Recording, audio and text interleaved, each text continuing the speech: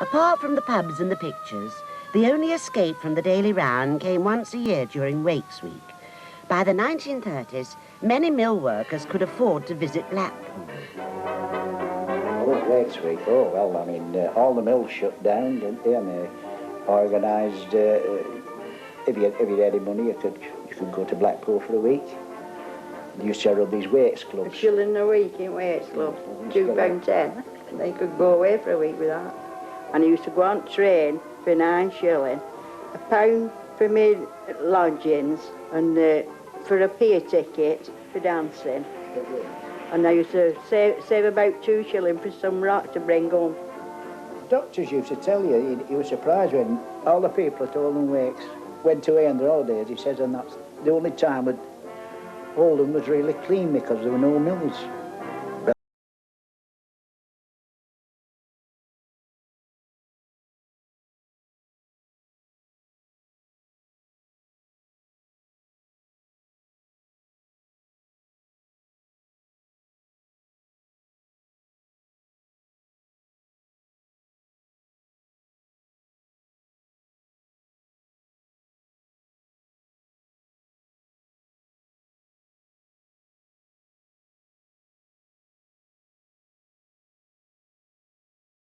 That. It would have been about 25 bob a week, weren't it? Yeah. For those who couldn't afford the trip to Blackpool, there was a Wakes Week fair on their doorstep on Tommyfield Market. Well, they used to have a great big Wakes fair, you know. Yeah. Well, they couldn't afford to go away. They said at home, that's all there was to it. Oh, it was great. Well, I bet it wasn't the biggest in the north of England anyway. See, we were only just like, the fair was just at the top of our street, you see. You just go up there and have a walk round. We had a few street parties. That were only for the, what were it, Jubilee and, what is it? Coronation. Big E Day and what have you know. Did a street party for all them. Yeah, like a street party. And all the women used to dress up in paper hats and long frocks and all sorts they used to put on. We used to have a right good do. You can't get about them memories, can you? By 1939, St Mary's was affected by war. Women's workload in the mills increased to provide money for alms. Those days we worked from 6 o'clock in the morning till 5:30 at night, and Saturday morning to oil and, you know, do all your looms. It was very hard work. And then I went back working at night, 9, fire watching on the roof. On a hazy day, Jerry comes droning over about 3 miles up. When the roof spotters think he means trouble, they send the mill girls down to shelter for a few minutes. Just look at these Lancashire lasses cowering before the Luftwaffe.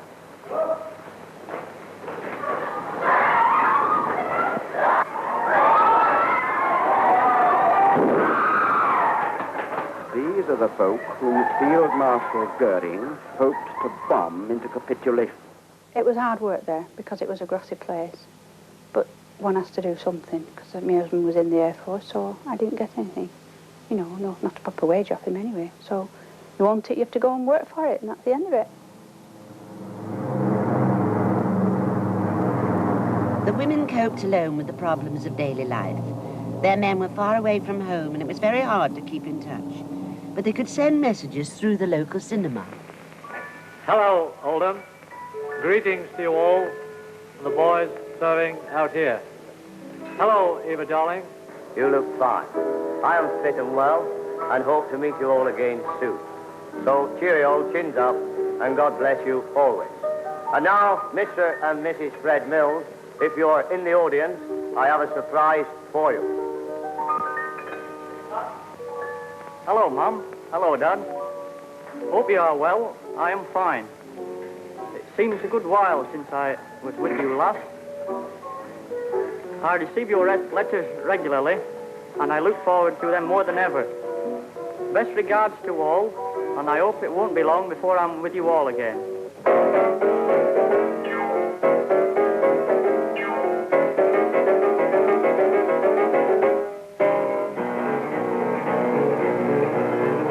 These servicemen were returning to a brave new world in 1945. The election brought a Labour government to power, with promises of a welfare state and new houses fit for heroes.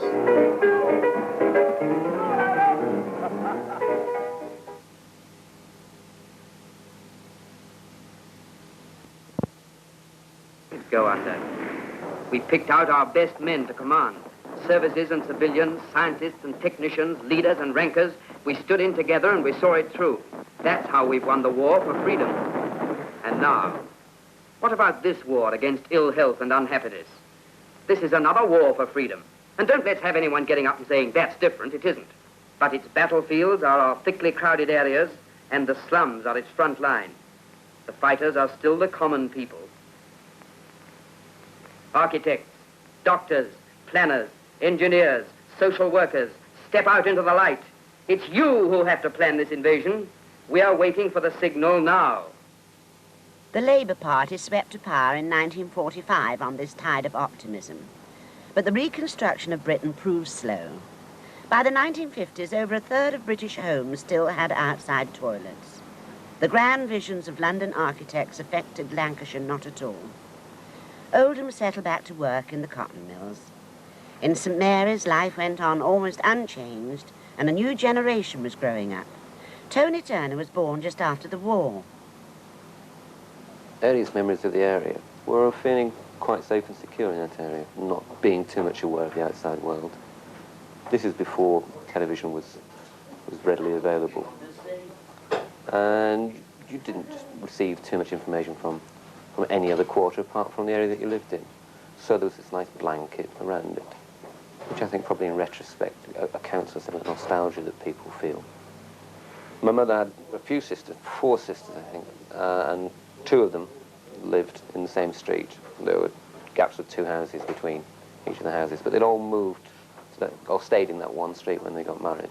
Yeah, my sister did the same thing when she got married and came back to live in Oldham. She was away with her husband who was in the forces. They moved round the corner from us, so it was taken that you didn't move too far away. Margaret Beard was born during the war. She lived with her mother in a tiny one-up, one-down, back-to-back house in Lord Street, St Mary's. In 3 House 7 Court, and it was just an entry. And you went through it, and there was houses, just one door, 2 rooms. No, it was a belting place. Even the houses, as bad as they were. But our house were all right, you know, so I didn't find anything wrong with it. Because as I say, it was what you see when you're a child and what you see when you're growing up are 2 different things, you know. So they're quite nice. My mum kept it nice. And then, of course, the only thing I can say about it was the colour, very drab. And the only thing that did bring any colour into it was the rag rug.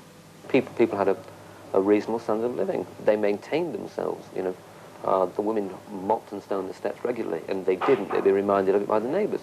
Appearances were very important.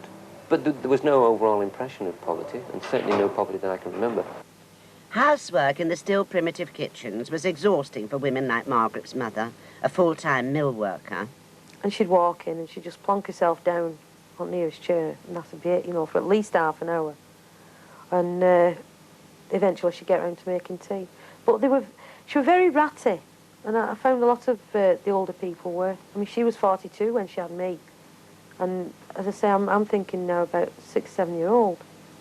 So she was going on for 50. She was still working all the hours God sent in the mill. And I would assume that most of the houses were built to accommodate the workers for the cotton mills, as that was a common practice. The series of interconnecting ginnels, alleyways, joined the smaller streets together. It was quite a maze, great place to play games in, a lot of places to hide. The whole area was a playground. I mean, you didn't sort of just stick to your own street all the time. You went to other people's areas, you know. Yeah, we were allowed in all the houses. Nobody ever got shoved out or anything. They were sort of aunties.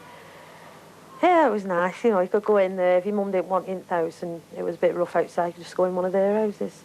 And they did nice things for your parents, you know, if you weren't too well off. They sort of, one old woman made a dress out of paper for me one weekend because it was coming wits and she thought my mum had out, you know. There was very little chance of getting into any real danger. because parents, not your parents, but other people's parents, would watch out for you anyway. And if you saw you did anything wrong, you'd immediately be stopped on the thread of telling your parents. Nellie was really strong matriarch. I was friendly with her sons. So, nice lads. She was even-handed with everybody. I got in a fight around the back of their house one day, and I ran in there to get out of the fight, but I was outnumbered. She threw me back out, straight back out, and said, you'll be okay, get out there and do it. So I went out and did it, and got pasted. Thank you, Nellie. He were a little bugger like, a few of them were. And he wouldn't be told. And he were as nice as pie at front of his mother and father. And they never believed he did anything wrong. Well, if a child's doing wrong and he keeps doing it wrong, I mean, there's no need to name what some of the things he did. Now, he's a grown-up person now. But to swear, which is not fair, I won't. So if he kept on insisting on doing it, now, I had 5 lads to bring up and 2 girls. And if he got away with it at home, mine weren't getting away with it. So he got clouted. And if he didn't like it, he wouldn't come again, would he? He kept coming round to be with our lads, so I couldn't have hurt him so much. I've worked in every pub in Oldham, damn near, and the Buff Club and the Blue Club, waiting on. Finished up working at the canteen, which was the last pub to go down in St Mary's. The Canteen Inn in Mulliner Street got a new landlady in the 1950s, a newcomer to the area. Oh, Nellie. Oh, she was a good sort. She was always ready to help anybody. She put herself out of the way to help them. In fact, most of the people was like that up there. They were snug at one side, singing room, bar, not very big, but very comfortable, very clean. Everybody had their own place. You couldn't sit in anybody else's place. Of course, my place where I always stood at bar. You see, I was cleaning at the morning, and you could have the children there with you while you did your work. Then open the pub at dinner time. Well, she'd be singing and mopping away, and she never were downhearted. Oh, we got on together. It wasn't light work. We used to do just what we wanted. When she was cleaning, I'd say, Nellie, down tools, we'll have a drink. And her hair, probably one night she'd be blonde, another night she'd be red. Oh, I used to say, Nellie, why don't you be proper? In the 1950s, young married couples were still seeking their first home in this popular area, but now they were buying and modernising the small houses. Yes, they thought that was wonderful to be able to buy a house. That was the goal. You worked for that. And I got to know about this house, and I was all excited. Couldn't wait for my husband to come home, and before he had his tea, the paper was shoved at the front of him and said, look at this house, it's only across the way. And so he said, all right, we'll go and we'll see. So we went, and I knew the lady. She said, well, there is somebody waiting for it, but yes, okay, Ivy, you can have it. I was so glad that I didn't have to leave St Mary's. I was there, and I got my own little house, and I'd even planning the wallpaper, was having my tea, you know. I thought, oh, I'll have this and I'll have that, and I had no money. I didn't know how the hell I was going to get it, but I got it. First of all, we had a bathroom put in, which was very unknown at that time. Then we had, we had a garden, a nice little rose garden. He made a little conservatory for plants. We had all the window bottoms taken out, red tiles and a red doorstep, and new doors.